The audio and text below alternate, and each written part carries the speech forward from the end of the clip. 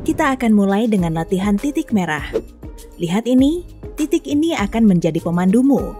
Duduk tegak sekitar 60 cm dari layar. Jika kamu mengidap mata malas, tutupi mata itu dengan tanganmu. Untuk hasil terbaik, lakukan latihan ini selama 2 menit 2 kali sehari.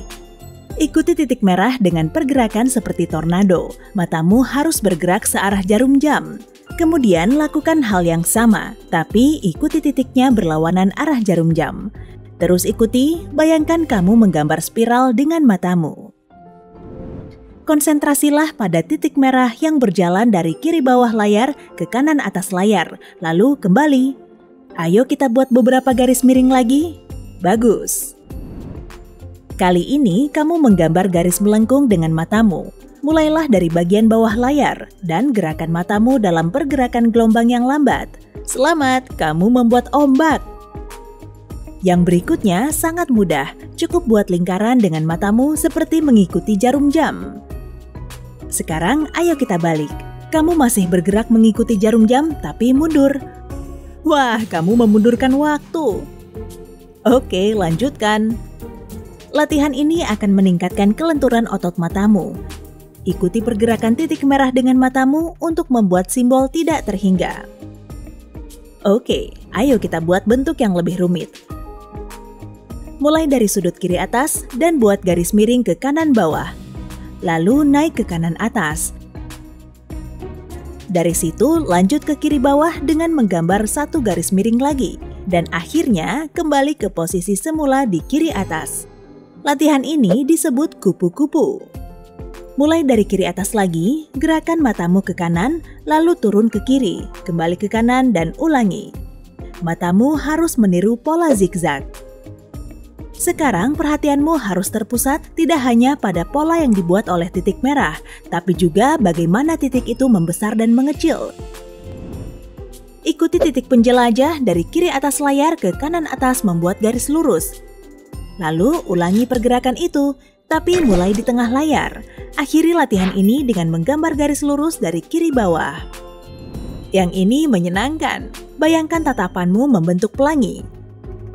Lalu, mari kita gambar setengah lingkaran lagi. Hei, itu seperti senyuman. Sekarang, bayangkan kamu melihat bola memantul di lantai. Ikuti pola itu dengan titiknya. Cobalah lakukan latihan ini secepat mungkin. Kamu juga bisa memantul dari kiri ke kanan, pastikan lehermu tidak bergerak. Dalam hitungan ketiga, kamu akan mulai mengantuk, dan mengantuk. Hehe, bercanda. Ingat latihan tornado tadi?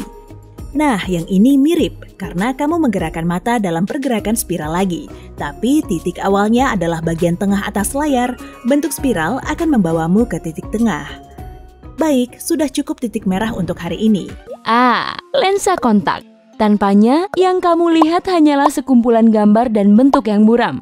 Untuk melihat, kamu begitu bergantung padanya. Jadi, kalau bisa kamu tidak akan pernah melepaskannya. Ya, aku tahu lensa kontak adalah penyelamat. Tetapi, ada tempat dan situasi di mana kamu sebaiknya tidak memakainya. Seperti di kamar mandi, bak mandi air panas, dan kolam renang. Apa kesamaan dari semua tempat ini? Ya, air. Dan air penuh dengan bakteri. Bahkan lautan, danau, atau air sungai yang tampak jernih dipenuhi dengan mikroorganisme yang sangat berbahaya bagi matamu. Faktanya, bakteri lebih mudah menempel pada lensa kontakmu daripada langsung ke bola matamu. Sekalinya hinggap, bakteri akan mulai berkembang biak dan tumbuh lebih kuat. Hasilnya, infeksi jahat yang disebut amoebic keratitis. Dalam bahasa sederhananya, ini adalah peradangan kornea serius akibat infeksi bakteri. Penyakit ini diawali dengan rasa sakit di mata dan penglihatan kabur.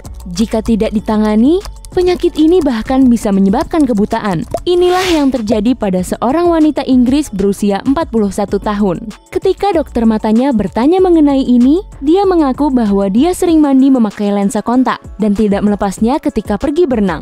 Akibatnya, setelah 2 bulan mengalami infeksi dan kesakitan, penglihatan di mata kirinya turun menjadi 20/200. Secara hukum, ini dianggap buta. Meskipun kondisi ini cukup langka dan hanya memengaruhi 1 dari 250.000 orang, risikonya tetap banyak.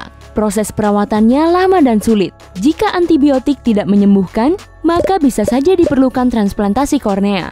Tetapi, bahkan setelahnya, sangat sedikit penderitanya yang memiliki penglihatan normal kembali. Bagi wanita Inggris tersebut, transplantasi hanya membantunya menaikkan penglihatan ke 20/80.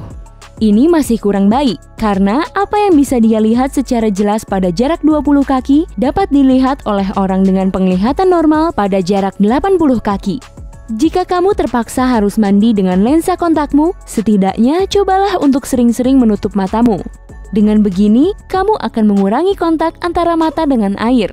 Dan sebelum kamu menyelam di kolam renang, ingatlah bahwa ada alasan kedua untuk melepas lensa kontakmu. Klorin di dalam air kolam dapat benar-benar merusaknya.